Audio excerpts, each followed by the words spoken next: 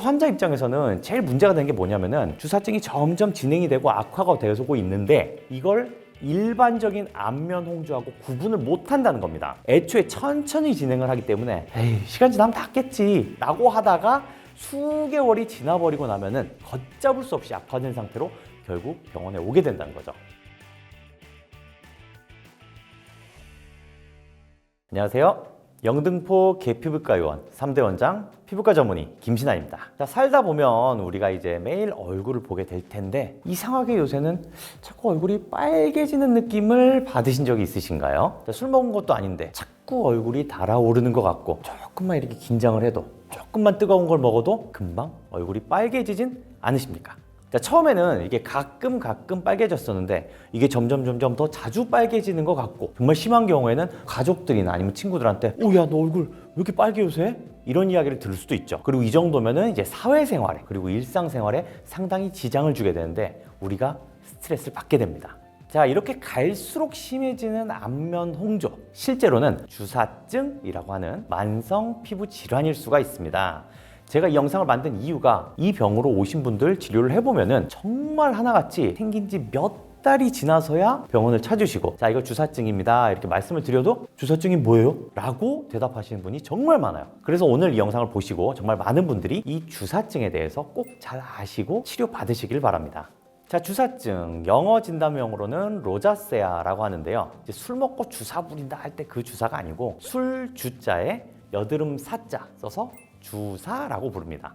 그러니까 한자 뜻으로 보자면은 술 먹은 것처럼 얼굴이 빨갛게 올라오고 막 얼굴에 여드름처럼 뭐가 많이 나는 병이다 라는 뜻이고요. 또 영어 로자세아라는 뜻은 라틴어로 붉은 장미라는 뜻에서 유래한 말로 얼굴에 장미꽃이 핀 것처럼 얼굴이 빨개지는 병이란 뜻입니다. 자, 이름 뜻풀이만 해봐도 대강 어떤 질환인지 감이 오시죠? 자, 실제로는 이렇게 생겼습니다. 이 주사증은 완화와 악화를 반복할 수는 있지만 꾸준하게 얼굴에 홍조가 발생하는 만성 염증성 피부 질환으로서 얼굴의 만성 충혈 상태, 그러니까 얼굴 피부로 계속 피가 몰려 있는 게 이 특징입니다. 사실 임상적으로는 생각보다 흔한 편에 속해서 유럽에서는 30세를 넘은 성인에게서는 약 15%가량의 발병률을 보이고요.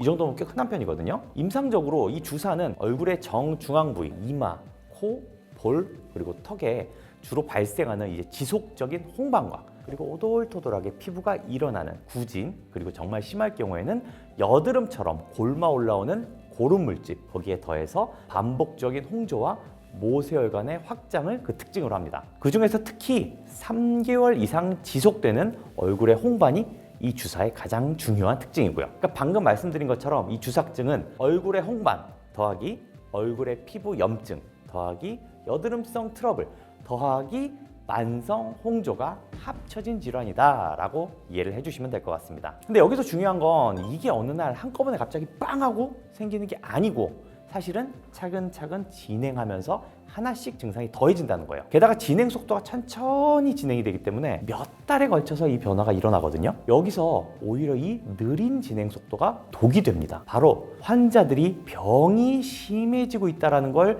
잘 눈치채기가 힘들다는 점이에요. 그래서 환자 입장에서는 제일 문제가 되는 게 뭐냐면은 주사증이 점점 진행이 되고 악화가 되고 있는데 이걸 일반적인 안면 홍조하고 구분을 못 한다는 겁니다. 애초에 천천히 진행을 하기 때문에 에이, 시간 지나면 낫겠지 라고 하다가 수개월이 지나버리고 나면은 걷잡을 수 없이 악화된 상태로 결국 병원에 오게 된다는 거죠. 자, 그래서 이렇게 초기에는 홍조만 보이다가도 악화가 되고 나면 만성 홍조를 특징으로 하는 주사증이 완성이 되는 겁니다. 게다가 사실 일반적인 홍조도 시간이 지나고 호전이 되지 않는다면 결국 이 주사증으로 발전을 하는 사례가 많다 보니까 홍조라고 하는 것 자체도 사실 생각보다 좀 우리가 경각심을 가지고 이게 질환의 일종이구나 이렇게 생각을 해야 된다는 겁니다. 단순 홍조 같더라도 시간이 지나서 이게 없어지질 않으면 병이 될 수가 있으니까 꼭 미리미리 매니지를 해야 한다는 거죠. 자, 주사증에 대해서 좀 더 말씀을 드려보겠습니다. 주사증의 원인은 크게 4가지로 나뉘게 됩니다. 유전성, 그리고 선천, 후천적 면역 요인, 신경과 혈관 시스템의 이상, 그리고 악화 요인의 지속적인 노출, 이 4가지입니다. 자, 이걸 풀어서 이야기하면 이렇게 됩니다. 호르몬이나 아니면 지속적인 스트레스 등 이런 악화 요인과 또 나쁜 습관에 지속적으로 피부가 노출이 되면서 피부 면역에 이상이 생기게 되는데 이 때문에 피부의 신경 시스템과 혈관 시스템에 덩달아 이상이 발생하면서 홍조가 생기게 됩니다.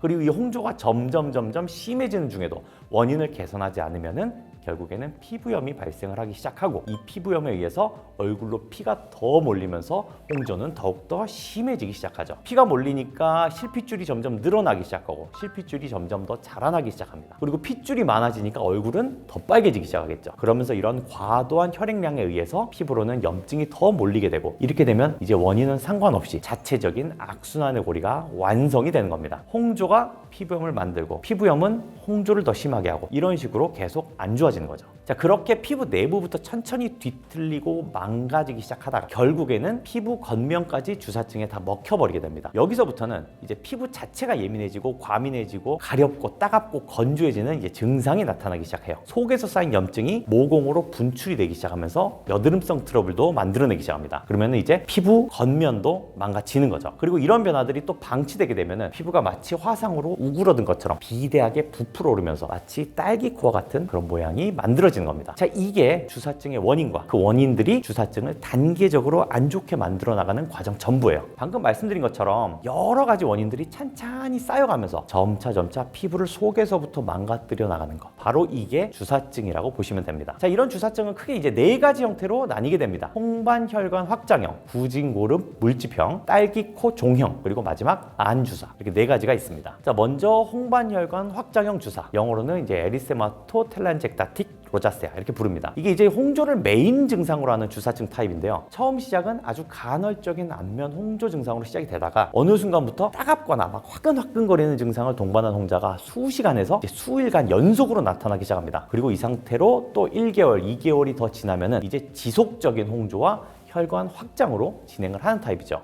특징적으로 일반 홍조는 마치 땀이 날 것 같은 열감과 함께 실제 발한, 땀이 나는 증상이 동반이 되는데, 이 홍반혈관 확장형 주사는 혈관 활성 물질 때문에 혈관이 늘어나는 게 바로 주된 병의 원인이라서 실제로 땀이 동반되지 않는 게 그 특징입니다. 이게 바로 일반 홍조와의 가장 큰 차이점이에요. 홍조가 올라오는데 땀이 날 것 같진 않다면은 주사증종이라는 얘기입니다. 자, 다음은 구진고름 물집형 주사입니다. 구진과 농포, 즉 오돌토돌한 피부 발진, 아니면은 여드름과 같은 고름이 차 있는 이런 발진이 홍조와 합쳐진 타입이에요. 흔히 주사증을 이제 일반 여드름으로 헷갈리고 방치하기 가장 쉬운 타입입니다. 이 경우는 여드름용 세안제나 아니면 케어 제품을 사용하거나 아니면 여드름에 사용하는 이제 압출 같은 치료를 받으면 정말 귀신같이 그날부터 심해지는 양상을 바로 보일 수가 있습니다. 그리고 환자들이 자결감이나 자상감, 그리고 막 뜨거운 느낌, 따가운 느낌을 잘 호소하게 되고, 그리고 유독 모공이 좀 많이 두드러지는 것 같다는 느낌을 잘 받는 그런 타입의 주사증입니다.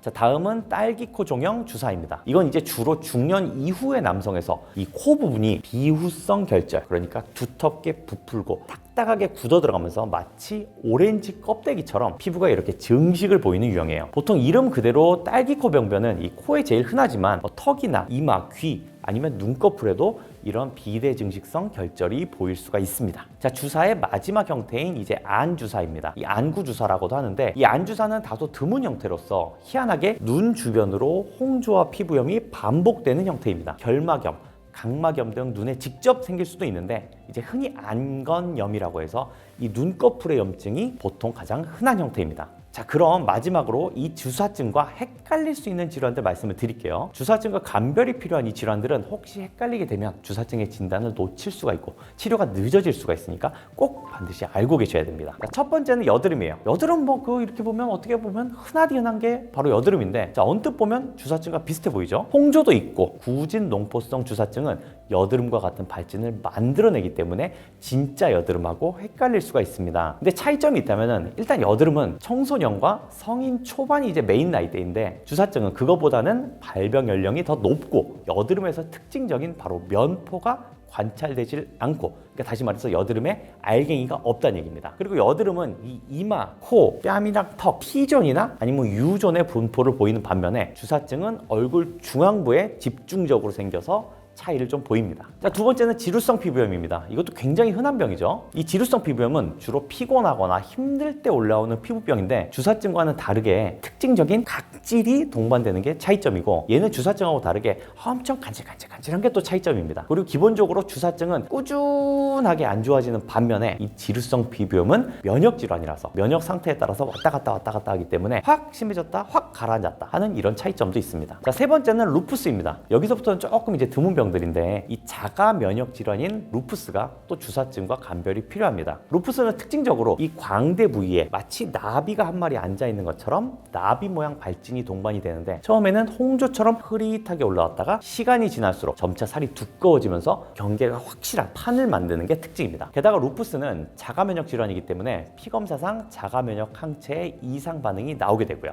네 번째는 다형 광발진입니다. 이건 흔히 말하는 이제 햇빛 알레르기 쪽인데 전형적으로 햇빛 노출에 의해서 증상이 나타나기 시작하고 그러니까 딱 햇빛 받는 자리, 얼굴, 양팔, 손 그리고 목 뒤에 이런 자리에 잘 생기게 되는 특징이 있고요. 그리고 여름에 햇빛이 세지다 보니까 여름에 주기적으로 재발을 했다가 겨울이 되면은 호전되는 게 주사증과의 차이점입니다. 햇빛을 피하면은 일주일 내에 자연 호전되게 됩니다. 자, 다섯 번째는 스테로이드성 주사입니다. 사실 이거는 주사증과 구분한다기보다는 어떻게 보면 스테로이드 때문에 주사증이 생긴 경우인데 치료가 좀 다르기 때문에 여기서 같이 말씀을 드릴게요. 이제 장기간 굉장히 좀 부적절하게 이 스테로이드 연고를 얼굴에 계속 발랐을 때 생기게 되는 그런 질환이에요. 정확하게 바로 스테로이드 연고의 부작용이 바로 이 스테로이드성 주사인 거죠. 보통 처음에는 일반 피부염 때문에 바르거나 아니면 주사증인데 이제 제대로 진단을 못 받아서 스테로이드 연고를 쓰게 됩니다. 그럼 초기에는 이런 일반적인 홍조 증상만 있다가 계속 스테로이드 연고를 쓰다 보면은 바로 이렇게 악화가 되고 말죠. 자, 국소 스테로이드의 부작용이 홍조의 증가, 모세혈관의 증가 그리고 피부의 얇아짐이기 때문에 주사증의 악화를 가속화시켜서 바로 이렇게 심각한 상태로 가는 겁니다. 자, 오늘은 일반 홍조증이나 여드름과 헷갈릴 수 있는 주사증에 대해서 살펴보았습니다. 주사증이 뭔지 좀 이해가 되셨기를 바라면서